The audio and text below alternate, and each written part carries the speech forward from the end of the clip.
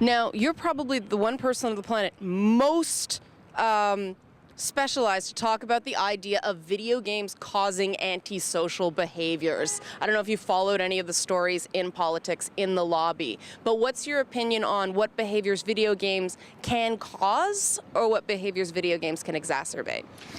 Well, it's an old line that if television and gaming and movies really influence behavior, comedy would be breaking out in the streets. Okay? So the thing is, it's like what we do is we take a story of violence and then we say, oh, look, they played video games, which is exactly the wrong way to think about it. If someone is predisposed to violence, they will probably be also predisposed to violent video games.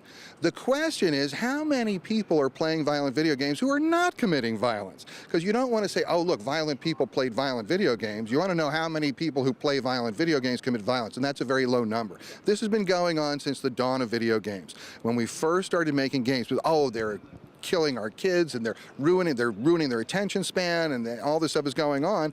But the real truth of it was they were being used for rehabilitation and stroke victims and things. There were a lot of very practical applications. And Harvard University did a definitive meta-study of a lot of these studies that say they found violence in video games and discounted all of them. So according to Harvard University, there are, as of today, no valid studies that actually demonstrate video games are harmful.